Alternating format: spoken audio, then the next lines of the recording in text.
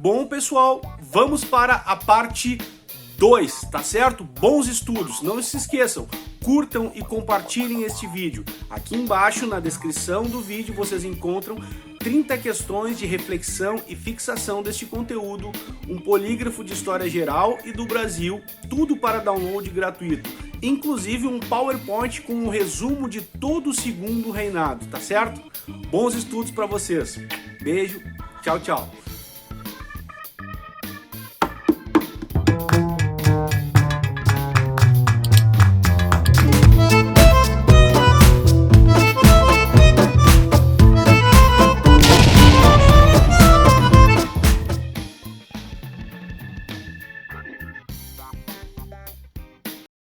Parlamentarismo às avessas. Estava muito na moda a questão do parlamentarismo britânico. Mas qualquer um que estuda o mínimo de história sabe que o parlamentarismo britânico tem um rei, mas ele é quase uma figura decorativa. Ele pode uma série de coisas, mas poder político mesmo, ele tem muito pouco, porque o poder está no parlamento. Como mais ou menos isso funciona? O partido que elege a maioria acaba escolhendo o primeiro-ministro, que se torna o líder do governo, certo? É esse cara que tem o poder nas mãos, e não o monarca, não o rei. Aqui o parlamentarismo brasileiro, aliás, né, gente, como tudo no Brasil é meio torto. Vamos combinar que no Brasil tudo é meio torto. O que acaba acontecendo? O parlamentarismo no Brasil era o seguinte: quem escolhia o primeiro-ministro era quem? Adivinha?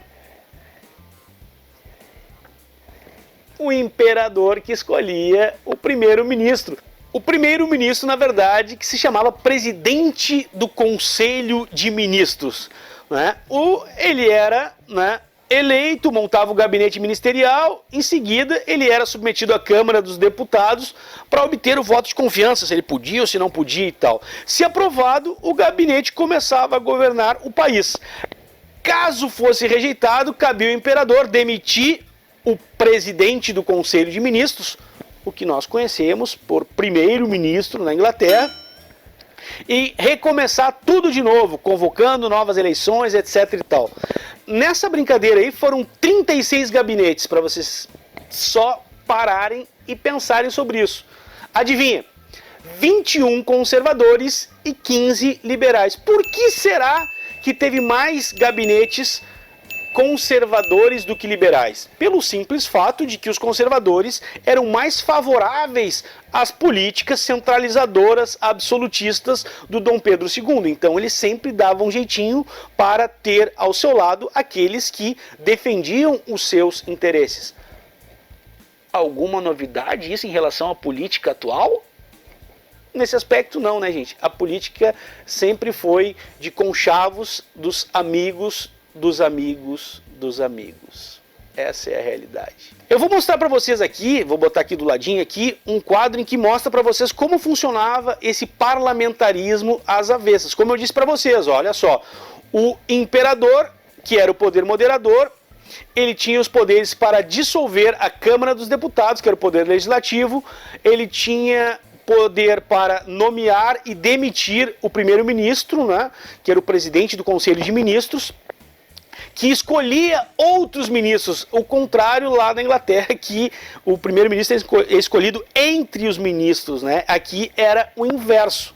Por isso, parlamentarismo às avessas no Brasil. Lembrando que os cidadãos, apenas homens votavam, que tinham uma renda mínima, né? E o voto, ele era indireto em dois níveis. Tu escolhia quem ia escolher votar os seus representantes. Não era direto nós escolhermos os governantes. Isso eu falo bem lá no vídeo sobre o primeiro reinado.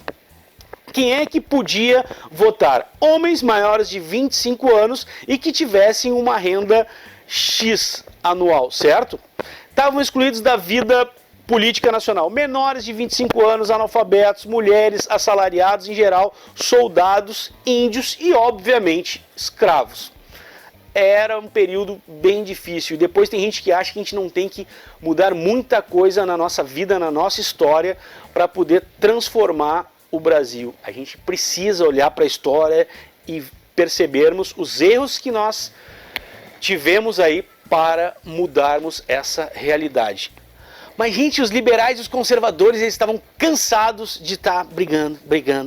Ora um poder, ora outro, ora um, ora outro. Afinal de contas, os interesses deles eram bem semelhantes. Era mais uma questão do centralismo político, de autonomia provincial. Então, se criou o Ministério da Conciliação. É isso aí, gente. Vamos conciliar os interesses desse pessoal bacana, desse pessoal rico, cheio de terras e de escravos. Então, a partir de 1850, as disputas políticas começam a serem amenizadas. Há uma aproximação entre os liberais e os conservadores, tipo o Centrão, assim, sabe o Centrão?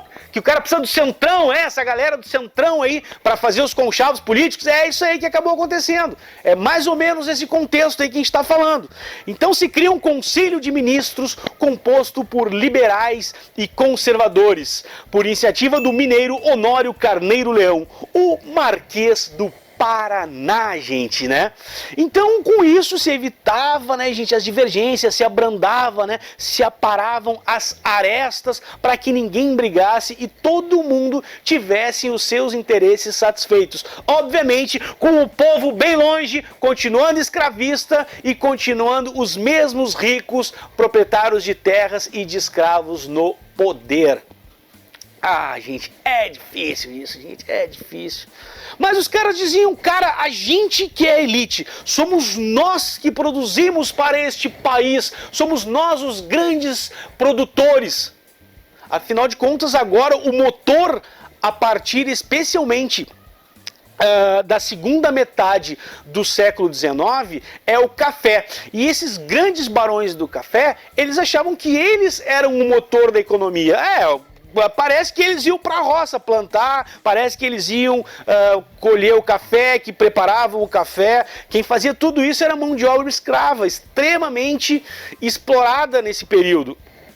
Mas eles eram os donos dos escravos, os donos do capital, e, portanto, eles exigiam que tivessem acesso ao poder, que eles fossem extremamente bem tratados pelo senhor imperador Dom Pedro II e sua corte. Esse café, é importante destacar, que ele vai encontrar um lugar extremamente fértil no chamado Vale do Paraíba, que fica ali entre Rio de Janeiro e São Paulo. Dá uma olhadinha no mapa aqui que eu estou colocando aqui, esse mapa aqui que depois está lá no PowerPoint também para te olhar com bastante detalhe. Vai lá e baixa o PowerPoint, vai te ajudar bastante para estudar, pode ter certeza, é feito com muito carinho para vocês.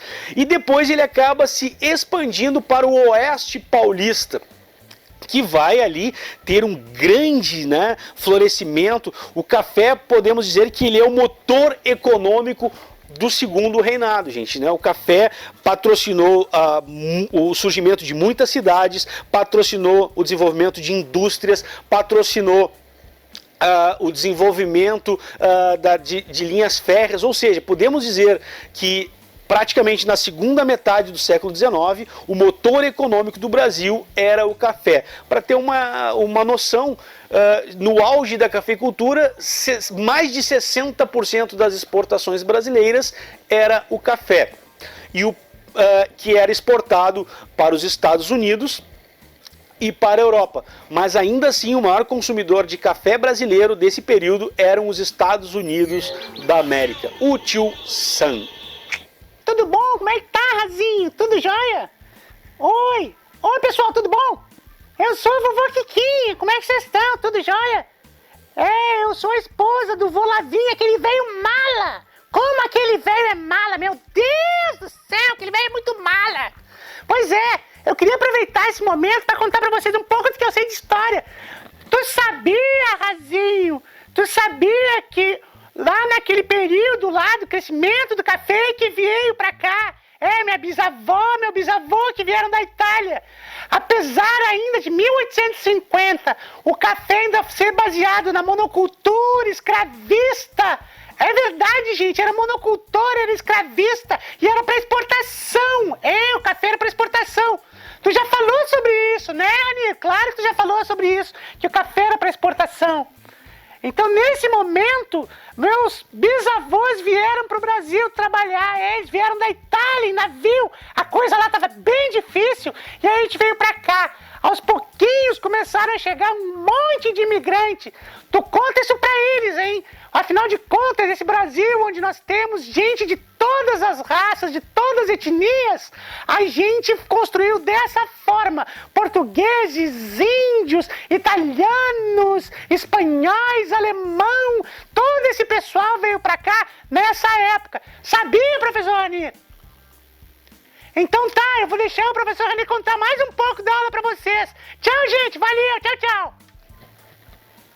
A avó Quiquinha é outra vibe, né, gente? Pô, a avó Quiquinha, ela já é uma pessoa bacana. Não sei como é que ela consegue ser casada com aquele velho, cara. Pô, o vô Lavinho, ele é muito, muito retrógrado. Mas a gente tem que cuidar dos velhinhos, não importa se ele é chato, se ele não é, se ele é legal, como a avó Quiquinha, ou se ele é mala, que nem o vô Lavinho. A gente precisa cuidar dos vovôs, a gente precisa cuidar das vovós. Não podemos esquecer que um dia nós também seremos os vovôs e as vovós desse país. Eles vão nos ajudar aqui aos pouquinhos nas nossas aulas, que lembrando de algumas coisas que talvez eu não lembre tanto assim. Gente, o Vale do Paraíba, então, que é essa região entre São Paulo e Minas Gerais, foi, digamos, o que seguiu a lógica deste momento da economia cafeeira, né? Baseado, como disse a vovó Quiquinha, no latifúndio, na monocultura, na exportação. Só que a partir de 1850, gradativamente, como ela diz que vieram os ancestrais dela para cá da Itália, o trabalho escravo ele começa a se tornar caro para os proprietários de escravos, né, esses homens que usavam a mão de obra escrava. Então, aos poucos foi vindo para o Brasil, a partir da segunda metade do século XIX, foi chegando no Brasil esses primeiros imigrantes oriundos da Europa. Olha só que interessante, o declínio do trabalho escravo, o declínio, por exemplo, da cafeicultura na região do Vale do Paraíba, a partir de 1870,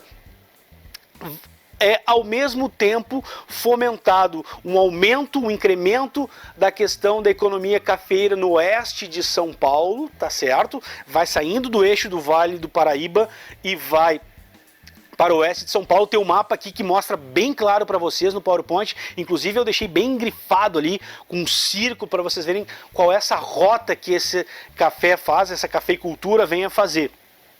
Tá? E aos poucos eles vão substituindo essa mão de obra escrava pelo trabalho do imigrante europeu. Mas eu não vou entrar muito nessa questão, porque eu quero falar depois uma parte exclusiva sobre esse processo de declínio do trabalho escravo no Brasil e a introdução do trabalho livre e assalariado. Que, por sinal, vai ser bem interessante, vocês vão perceber o quanto o trabalho assalariado, inclusive, ele é mais barato e menos oneroso para o dono do escravo, para a gente ver que situação que a gente ainda vive e a gente acha que é tudo muito normal isso. A cafeicultura vai contribuir significativamente para melhorar a economia que já vinha em crise desde lá o processo de independência do Brasil. Não esqueça que na independência do Brasil, Dom Pedro I gastou dinheiro para que o Brasil não se fragmentasse, ou seja, a América Portuguesa não se fragmentasse em vários países, como aconteceu com a América Espanhola. Dom Pedro I vai enfrentar a Guerra da Cisplatina, vai pegar dinheiro emprestado com a Inglaterra para pagar Portugal, indenizar Portugal depois de tudo que os caras levaram daqui, né, com o processo de independência. Afinal de contas, os caras não queriam participação popular, então era melhor pagar do que ter o povo participando do poder. A gente falou disso, assiste, vai lá, assiste lá o Primeiro Reinado, já te falei, tá lá a aula, tá bem bacana, assiste lá que é legal. E como eu disse para vocês, o café cada vez mais ele vai se responsabilizando pela economia do Brasil. Em 1880, como eu já disse, reforço, ele chega a representar 61% das exportações brasileiras. Esse acúmulo de riquezas através do café, ele vai impulsionar cidades, vai impulsionar ferrovias, impulsionar surgimento de banco. Gente, muita coisa no Brasil foi alicerçada com os capitais da cafeicultura, tá certo? A expansão das ferrovias, de banco, de casas de comércio, muito dessa economia nós devemos lembrar sim que um grande investidor, aliás um gaúcho daqui, né, de Arroio Grande, o cara, o Irineu Evangelista de Souza, o Barão de Mauá, depois Visconde de Mauá. É esse cara que começa de uma família humilde e ele tem uma visão muito bacana, gente, sobre negócios. E o cara, gradativamente, o cara vai se tornando um grande empresário e muito da modernização do Brasil se deve a esse senhor, o Barão de Mauá. Aliás, eu vou deixar aqui o link aqui embaixo, tem o link do filme, né, sobre Mauá, que quem é o protagonista desse filme, que faz o Mauá, é o Paulo Betti. É bem interessante, vale a pena assistir esse filme para conhecer um pouco mais da história do Brasil, o filme sobre o Barão de Mauá. No segundo reinado nós vamos ter outros setores também, que claro, que não com o volume do café, mas que também vão ter significativa responsabilidade na economia do Brasil. E é curioso, gente, que todos esses produtos vocês vão ver que são produtos voltados para a economia primária e de exportação. Não há um incremento da indústria. A indústria do Brasil ela é muito modesta. A gente pode dizer que a indústria brasileira ela só vai ganhar um significativo impulso no século XX. E olha, posso dizer para vocês que de verdade só a partir da chegada de Getúlio Vargas ao poder, porque até então, gente, a indústria ela vai engatinhar, vai ser um bebê extremamente dependente dos capitais e da boa vontade dessas oligarquias rurais que irão direcionar os seus capitais para a indústria, mas ainda de uma maneira muito tímida. Então vamos destacar a borracha.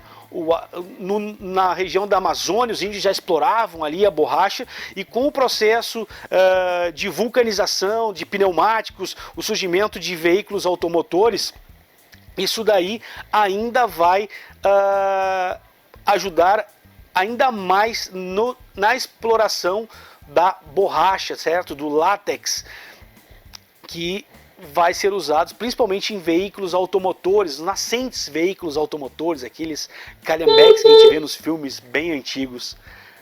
Vale a pena, bem legal. O açúcar, apesar de decadente, ainda continua sendo uma economia que ainda tem a sua participação e o seu valor na economia do Império. O algodão, especialmente a partir da Guerra da Secessão, o algodão ele vai ganhar um volume maior ainda de participação na economia do Brasil. Afinal de contas, a Inglaterra precisava de muito algodão para suas indústrias têxteis. E o Brasil e os Estados Unidos, principalmente o sul dos Estados Unidos, eram responsáveis por fornecer boa parte desse algodão para as indústrias inglesas.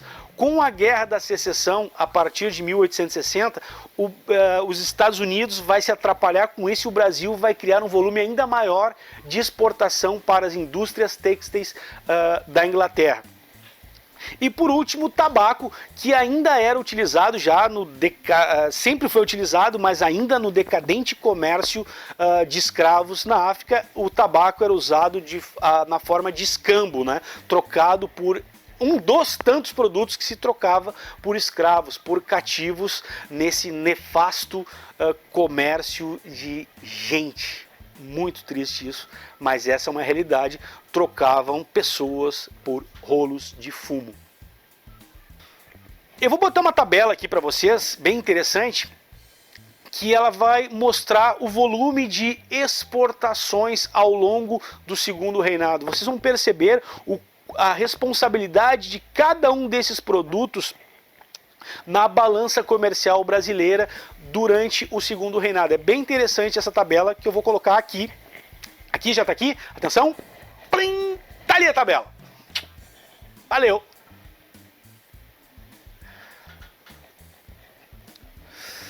Como Como era a sociedade brasileira, gente? Vamos dar uma pincelada rápida na sociedade brasileira. A sociedade brasileira durante o segundo reinado não era muito diferente da do primeiro reinado. Homens brancos eram os homens ricos, proprietários de terras e de escravos, as boas famílias. O Brasil tem essa coisa, né? Gente de bem, é uma pessoa do bem, é um cidadão de bem. Cara, olha o preconceito que tem por trás disso. Isso explica muito da violência policial, do racismo que nós temos no Brasil, essa nefasta herança deste período imperial, período colonial, da história escravista do Brasil. Nós temos os escravos, que são o motor da força de trabalho da economia do Brasil durante o segundo reinado, do Brasil colônia, do primeiro reinado, do período regencial. O povo, que incluiu os brancos, os mestiços, os negros libertos, que abrangiam vários grupos sociais, certo? Muitos deles trabalhavam como caixeiros viajantes, vendedores, e geralmente eram brancos, né?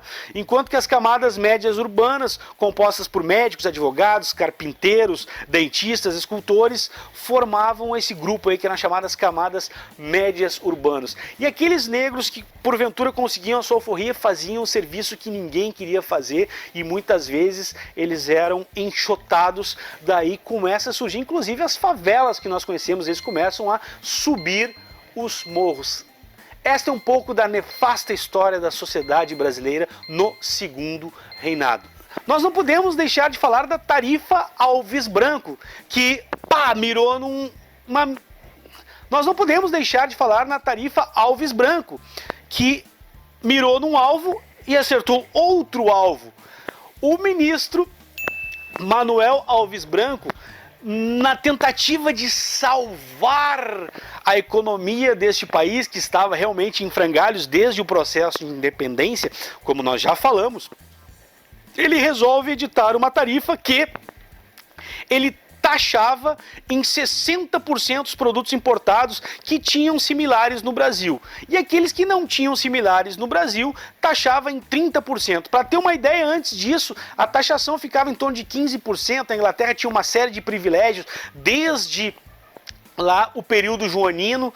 Isso, inclusive, causou uma situação bem desconfortável na diplomacia da Inglaterra com a diplomacia brasileira. Mas, como eu disse para vocês, mirou num alvo e acertou no outro. Por quê? Porque, na verdade, a ideia era sanear as finanças do Brasil, podendo arrecadar mais impostos. Só que com a taxação, com o bloqueio de produtos importados, porque ficaram muito caros, o que acabou acontecendo? Acabou acontecendo que isso impulsionou com que algumas pessoas que tivessem capitais, por exemplo, ricos proprietários de terras e de escravos, pudessem perceber que poderiam direcionar o seu dinheiro para impulsionar determinados setores, determinadas indústrias. Ali daria inclusive mais dinheiro do que trabalhar na terra. Então, dessa forma, a tarifa Alves Branco, ela é responsável sim por um processo que impulsionou, de certa forma, a indústria no Brasil. Ou seja, vamos sanar as finanças, os caras travaram a entrada de produtos importados, fazendo com que a indústria nacional, de certa forma, fosse beneficiada através da tarifa Alves Branco. Não dá para esquecer disso, gente, tá certo?